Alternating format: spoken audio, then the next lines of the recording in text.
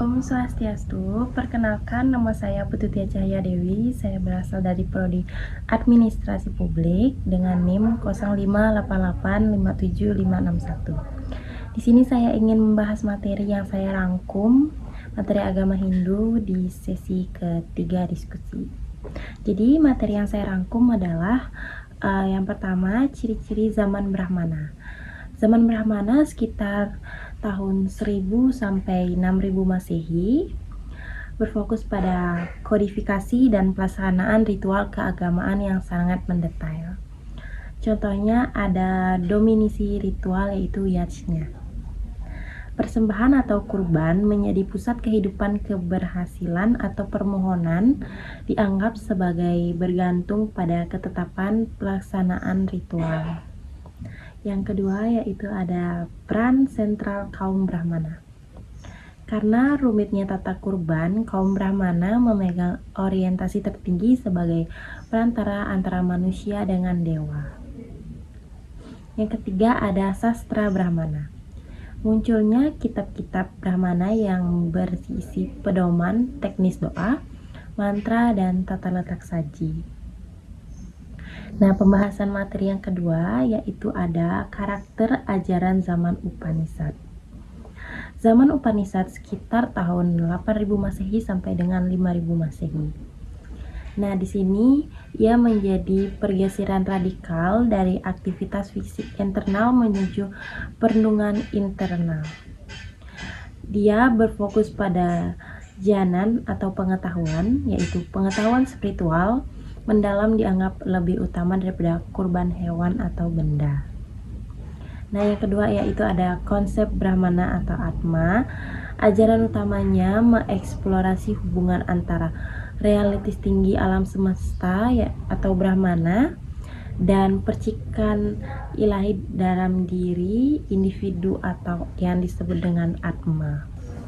Nah, di materi yang ketiga ini saya akan menganalisis antara perbedaan ritualistik dengan fisiologis. Perbedaan yang pertama yaitu ada orientasi. Ada orientasi Brahmana dan ada orientasi Upanishad. Jadi perbedaan mereka kedua ini, jika orientasi Brahmana itu berfokus pada benda, mantra, dan tata cara fisik, sedangkan di Upanishad ini berfokus pada internal, mediasi, dan komplikasi dan kesadaran diri. Dan yang kedua yaitu adalah logika. Perbedaan logika Brahmana dan logika Upanishad. Jika logika Brahmana yaitu perbedaannya logika, saya memberi Anda dewa. Jika perbedaan Upanishad yaitu saya adalah bagian dari realitas tinggi, yaitu Tatam Asi. Nah, yang ketiga itu ada perbedaan sifat antara Brahmana dan Upanishad. Jika di sifat, Brahmana lebih dominan ke formal, kolektif, seringkali membutuhkan biaya yang sangat besar. Nah, jika di perbedaan sifat Upanishad yaitu ada personal, komplikatif, dan melampaui skrat strata sosial. Nah, yang ketiga yaitu ada yang keempat yaitu ada perbedaan instrumen. Perbedaan instrumen Brahmana dan perbedaan instrumen Upanishad.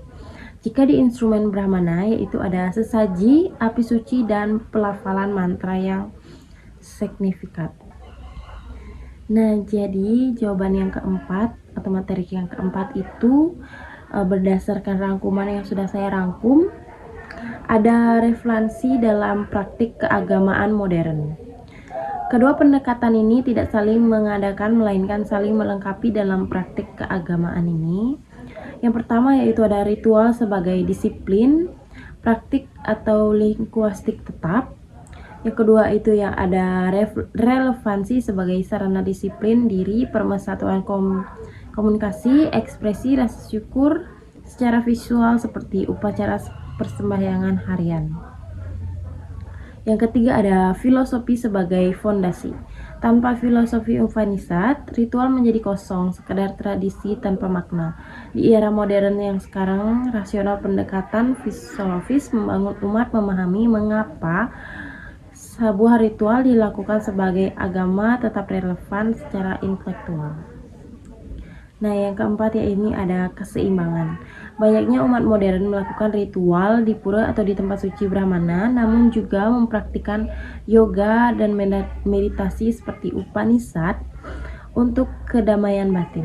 Nah, jadi kita lanjut ke materi yang terakhir, yaitu materi kelima yang sudah saya rangkum di sini. Di sini saya merangkum kesimpulan realitatifnya. Nah, jadi kesimpulannya menurut saya, tradisi di zaman Brahmana ke zaman Upanishad mencerminkan evolusi kedewasaan spiritual manusia.